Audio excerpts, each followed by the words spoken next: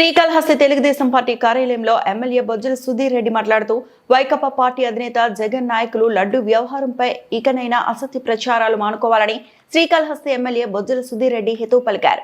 మంగళవారం తెలుగుదేశం పార్టీ కార్యాలయంలో మాట్లాడుతూ వైకాపా పార్టీ అధికారంలో ఉన్నప్పుడు తిరుమలలో విచ్చలవిడిగా అవినీతికి పాల్పడమే కాకుండా హిందువులకు పవిత్రంగా కొలిచే లడ్డూను కూడా కల్తీ చేయడం మహాపాపమని, కూటమి ప్రభుత్వం అధికారంలోకి వచ్చిన తర్వాత కల్తీ లడ్డు వ్యవహారాన్ని బయటపెట్టడం వైఎస్ జగన్ వైకాపా నాయకులు జీర్ణించుకోలేకపోతున్నారని, మరి ముఖ్యంగా భూమన కరుణాకర్ రెడ్డి, రోజా లాంటి వ్యక్తులు అధికారంలో ఉన్నప్పుడు తిరుమలను అపవిత్రం చేయడమే కాకుండా ఈ రోజు నీతులు చెప్పడం ఏంటని ప్రశ్నించారు. కూటమి ప్రభుత్వం రాష్ట్రాన్ని అభివృద్ధి ఒకవైపు, మరోవైపు నిరుద్యోగులకు ఈ సంవత్సరంలో దాదాపు 10,000 ప్రభుత్వం కల్పించనున్నట్లు ఇది చూసి వైకాపా నాయకుడు జగన్ నాయకులు ఓర్వలేకపోతున్నారని విమర్శించారు.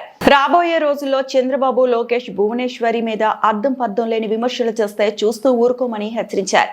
ఈ కార్యక్రమంలో పట్టణ అధ్యక్షులు Vijay Kumar, market committee chairman Rangireni Chenchaiah Naidu, Muni Ravindran Reddy, Kasaram Ramesh తదితరులు పాల్గొన్నారు.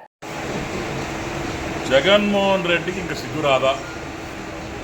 జీవితంలో జగన్మోహన్ రెడ్డికి బుద్ధి రాదా? ఈయన ఇంకా మారడా? దూరో దిశమైన హాస్పిటల్ అని చూపించాను రా బాబు. బాధకరంగా ఉంది. ఎందుకంటే ఆయన బిహేవియరు,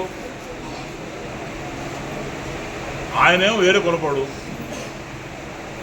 ఆయనేమో మరి క్రిస్టియానిటీ మెయింటైన్ చేస్తాడు, మేమేమో హిందువులు అయిపోయా. ఆయనకి లెక్కలేనంత తెక్కుంది, దానికి లెక్కలేదు. రాత్రి కల్లోకి వస్తే పొద్దున్నే దాన్ని ఇంప్లిమెంట్ చేయాలంటాడు ఓ టుక్లక్ లాగా.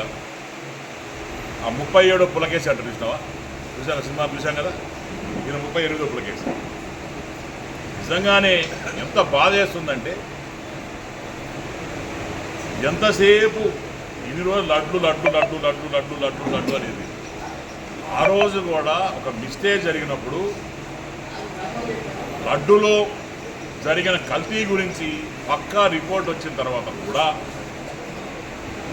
ఇంకా బుకాయిస్తూ, ఇంకా పిచ్చి పిచ్చి మాట్లాడుతూ, బ్యాక్గ్రౌండ్ మనుషులను పెట్టుకొని, బ్యాచులను పెట్టుకొని, వీళ్ళు ఏంటంటే ప్రెస్ వాళ్ళకు కూడా మేము చెప్పడం మర్చిపోయాము. పోయిన ఎలక్షన్స్ మేము ఓడిపోయినప్పుడు వీళ్ళందరూ ఏం చేసేదంటే, ఒక టీ షాప్ దగ్గరనో ఒక అంగడి దగ్గర ఒక 20 మంది 30 మంది పోగేది. వీళ్ళు మంచిదే, వీళ్ళందరూ పేడ్ బ్యాచ్ ఆఫ్ జగన్. వీళ్ళందరూ పోగేసి, ఫర్ ఎగ్జాంపుల్ సుధీర్ రెడ్డి ఒక చిన్నాన్ని కొట్టినాడంట అని చెప్పి ఒకటి వచ్చింది మధ్యలో.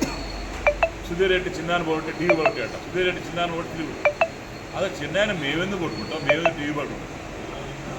దీన్ని ఎంత బ్యూటిఫుల్గా ప్రొజెక్ట్ చేశారంటే, అంటే ఒక అబద్ధం కూడా జరగలేని విషయం కూడా ఎడ్డాన్ని దడ్డంగా చూపించుకొని, సిగ్గు లేకుండా, శరం లేకుండా ఈ మనుషులందరూ పేట్ బ్యాచ్ పెట్టుకొని వాళ్ళందరూ జరగలేని విషయాలన్నీ ఉన్నట్టు, ఉన్నలేని విషయాలు జరిగినట్టు. అంటే ఈ దృశ్యం సినిమా వచ్చింది వెంకటేష్ గారికి, దాంట్లో అన్నీ కనెక్ట్ చేసుకుంటూ పోయి జాగ్రత్తగా పెట్టుకుంటాడు.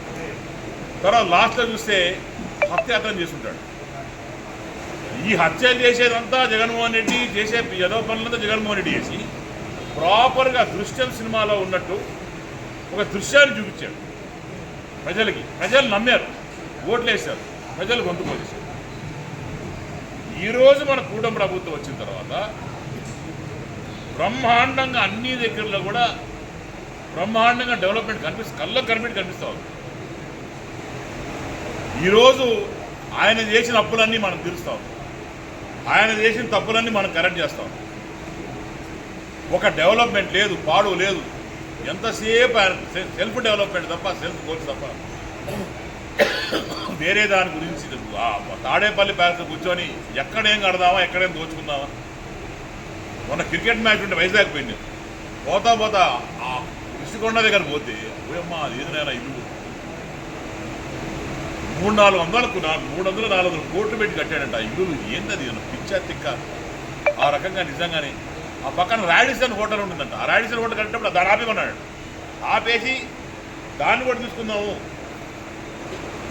అంటే ఎంత ఫెనటిక్ ఆలోచనలు, వాళ్ళకున్న ఆ ఆలోచనలు ఎంత డేంజరస్గా ఉన్నాయో అని ఆలోచించాలి.